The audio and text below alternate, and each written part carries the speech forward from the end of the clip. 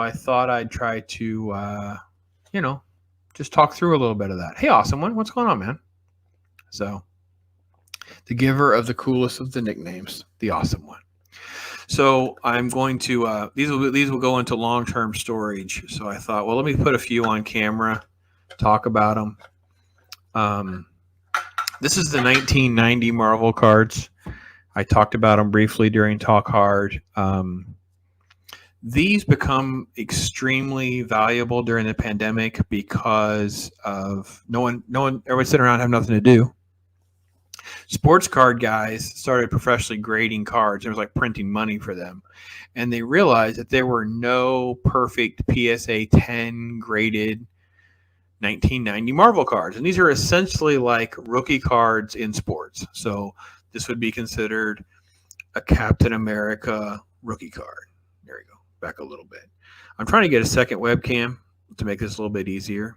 It's a little hard to tell on this one. But look at you as part of the thing if you were to have some. So if you're going to grade a card, there's a couple of conditions. The biggest one and the easiest thing to do is to first see the corners. The corners have to be super crisp, very, very tight.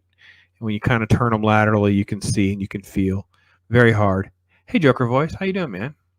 So just hanging out, just talking about this is stuff that's going to go to my long-term collection stuff. It's not going to be for sale. Not going to get rid of it anytime soon. So going through these popped off during the pandemic. So if anybody has any of these, but notice the centering on a card.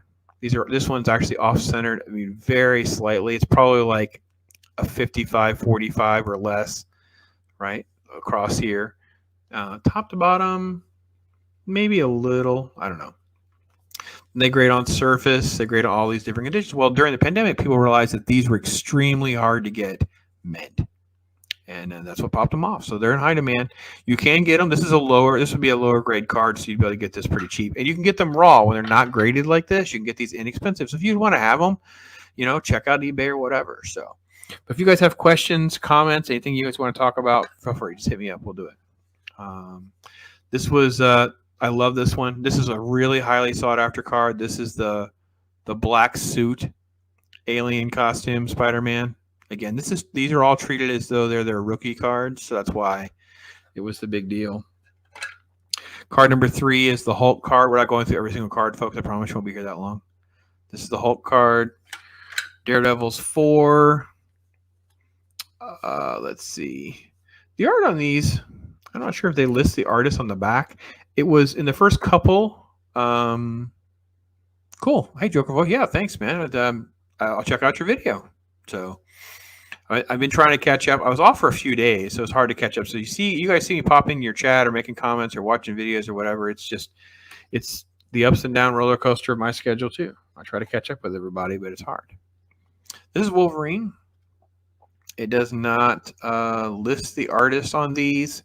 Series 2, the artist will sometimes have their name in the art, and you can figure it out. This one may actually. If I had a magnifying glass, I could read it. But there's Wolverine. It does better if it's back just a little bit, doesn't it? There's a little scribble right over here by my finger. That looks like the name, but I can't make it out.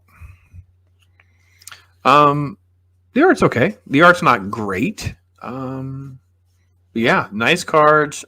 Again, it's 1990 Marvel Series 1. Hey, Joker Voice, always, man. Listen, I just enjoy hanging out and interacting with people. I can't always do stuff live. I can't always do stuff in real time. But listen, when I get to it, if I have a thought that pops in my head or something I feel like I can contribute, or just to say, hey, man, encourage you and whatever, then yeah. See, wouldn't it have been nice, Joker Voice, you'll agree, wouldn't it have been nice to have had this as our Moon Knight? Like he was barely in the show, just so we're clear. That's the Moon Knight some of us wanted to see. Here's Spider-Man. This was actually a very generic Spider-Man card. Very disappointed. The other Spider-Man, the black suit one's really cool. This is the red and blue they did for the first series. Kind of a letdown in my opinion, in the grand scheme of how cool Spider-Man cards are. So that is the card 29. This is the one that most people want. They want card 30. Card 30 is more like an in-action Spider-Man. So he's pretty cool. And they do that. They have like in action. So this, I showed you a Cap earlier. Here's Cap again. Cap 31 is with the motorcycle. So showcasing some 1990 Marvel. Just going through. This was the other Wolvie. This is more like a really cool Marvel Comics Presents patch artwork. Like it's more of that kind of look. Wow, here's our She-Hulk. We're going to get that in a Disney Plus nonsense here soon, so that'll stink. Yeah, I guess that's in release. Yeah, there's our She-Hulk, the in your Joker voice. Yeah, it was. It can get worse, but Joker voice. Did you watch Miss Marvel? Because I didn't hate Miss Marvel as I thought I would. It's just a child show. It's just so generic. This is actually a card. Look how bad Punisher's head is on the front of this card. Like they messed up the forehead. He's got like the Ryan Kennel forehead. Sorry, Ryan. It's true, man. Look at that forehead. Like it didn't look right. It's in misproportion. It's not Punisher, and you can tell because like on the back they get it right. Like there's Frank. Like it's just not right. And I will say they did the cool. The 1990 set has the cool Mohawk Storm. See, look how it'll focus sometimes, but it won't. What am I doing wrong, guys? I got to get a different setup. So the goal is to get a second cam that's on the desk. And I don't have to do this. Anyway, they gave it the Mohawk Storm. Storm has the Mohawk, so that's a pretty cool card. It's very expensive to open packs. It's very expensive. Because you end up, there's a lot of random characters, guys. So that's not the most economical way to do it if you were to see someone. Joker voice on Miss Marvel. I did watch it. As far as story goes, it's the best of the D+ shows. But yes, I was not the target audience. Yes, you know what? I freaking hate. I don't know what you guys. I freaking hate saying I'm not the target audience because that's like their language. But Miss Marvel is like a 9 to 12-year-old Disney Channel Plus nonsense show where very little happens. This is a weird Sabretooth take where they gave him the red eyes. I just thought I'd share that part. It's funny, I just can't quite get all of the camera to play nice with me. Anyway, so let's see. I am getting close to halfway in the set. But again, tons and tons of characters. Everything you can think of, guys, it's in there. So, yeah, that's cards up to 72. Be right back. No problem. No problem. All right, so this is the creme de la creme. This is like the card, one of the few cards everybody wants. This is Venom. It's cool. It's on the side of the building. It's cool artwork. Card 73. This is a nice one. It's off-centered, but it's still nice. Corners are beautiful. Very happy with my Venom card. Thanos was fine. Very traditional Thanos. Let me show you that. Card 79. It's a very traditional Thanos look going on there. But yeah, I'm going to put these away. Go into long term. Not for sale. Not going to handle them. Not going to worry about them getting hurt, damaged, or whatever. So this was they put this as a rookie because in 1990 that's when they rebooted the Ghost Rider comic book series. And you get the Mark Teixeira art, you get the Dan Ketch storylines. I love that series. I actually have a couple that I've got graded. I want more. I would love those. Those are some of my favorites. That series is really, really underrated. Like there's the battle. So there's a storyline in there where he's fighting Scarecrow because he gets away from Captain America, and I love the way the tone of the comic book is almost like, screw you, Captain America, you let Scarecrow get away. Now Ghost Rider has to deal with it, and then there's like a death scene, and it's like, ooh, he's run through on a pitchfork. Hardcore. Kraven versus Spidey. We're gonna get some sort of nonsense in a movie at some point, I assume. Let's see. These are team-up cards, famous battle cards. Here's an X-Men one. There's a couple of those. Here's the traditional X-Men versus Magneto one. Does better about right there, doesn't it? But you can't make out all the details. It's a problem. So, do you guys collect cards?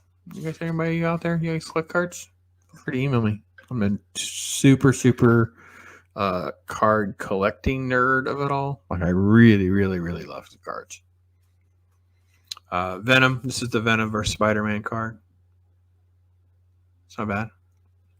Not bad at all. If you say so.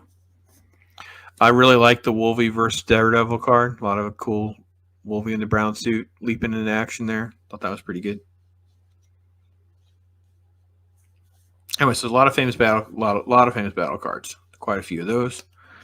And then they do a series of most valuable comics. So it's going to be like all the things you would expect. Like here's Fantastic Four 1,